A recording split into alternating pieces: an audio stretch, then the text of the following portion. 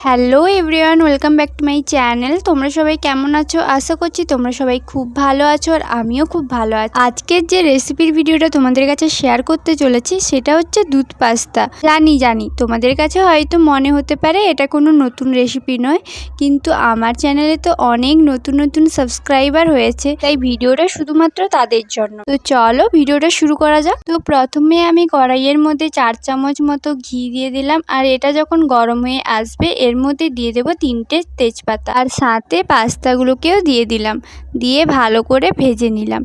ভেজে নিলে কিন্তু পাস্তার যে কাঁচা গন্ধটা থাকে ওটা কিন্তু চলে যাবে।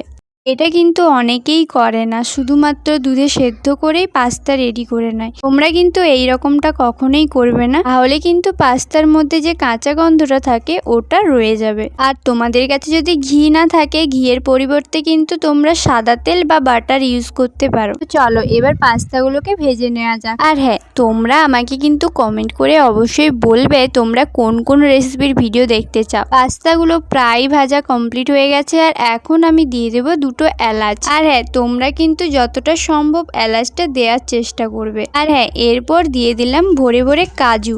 প্রায় 1 বাটি মতো কাজু আমি এইখানে দিয়েছি, আর কাজুটাকে যতটা সম্ভব আমি একটু ভেঙে নিয়েছি। তোমরা চাইলে গোটা গোটা রাখতে পারো। আর হ্যাঁ, তোমরা যদি পারো তো কিশমিশও দিও। আমাদের বাড়িতে কিন্তু কিশমিশটা ছিল না, যার কারণে এখানে দেওয়া হলো না। আর হ্যাঁ, কাজু বাদামটা দেওয়ার পর কিন্তু হালকা করে ভেজে নেবে, বেশিক্ষণ নাড়াচাড়া করবে না। এরপর কাজু বাদামটা যখন হালকা ভাজা ভাজা হয়ে আসবে এর মধ্যে দিয়ে দিলাম দুধ। আমি এইখানে তোমাদেরকে একটু পরিমাণটা বলে দিচ্ছি। আমি এইখানে নিয়েছি 200 গ্রাম মতো পাস্তা, আর তার সাথে নিয়েছি 500 গ্রাম মতো দুধ। তোমরা যতটা পরিমাণ পাস্তা নেবে তার থেকে কিন্তু বেশি নেওয়ার চেষ্টা করবে দুধটাকে। এরপর আমি এইখানে চিনি 1 বাটি মতো দিয়ে দিলাম।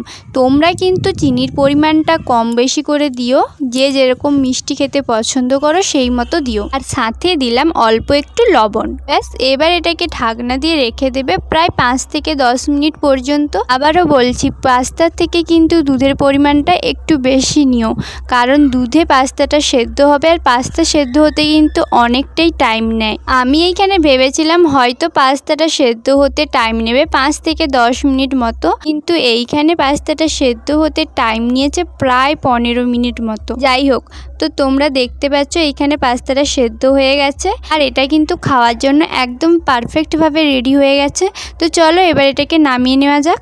আমি এইখানে কিন্তু দুধটাকে একটু বেশি পরিমাণে রেখে তারপর নামিয়েছি, কারণ তোমরা দেখতে পাবে পাস্তাটা নামানোর পর পাস্তাটা কিন্তু দুধটা অনেকটা পরিমাণেই শুষে নেবে। এটা খেতে কিন্তু জাস্ট দারুণ ছিল। তোমরা কিন্তু অবশ্যই বাড়িতে একবার ট্রাই করে দেখতে পারো।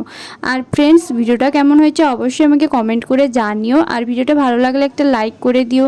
আর যদি কোথাও বুঝতে অসুবিধা হয় আমাকে অবশ্যই কমেন্ট করবে, আমি তোমাদেরকে রিপ্লাই করে দেবো। আর এটাই কিন্তু ছোট থেকে বড়রা সবাই খেতে পারবে। আর হ্যাঁ, তোমরা আর কি কি নতুন নতুন রেসিপির ভিডিও দেখতে চাও আমাকে অবশ্যই কমেন্ট করে জানিও। চলো আজকের ভিডিও এই পর্যন্ত, ফিরছি নেক্সট ভিডিও নিয়ে। ততক্ষণ ভালো থেকো, সুস্থ থেকো, অ্যান্ড টাটা।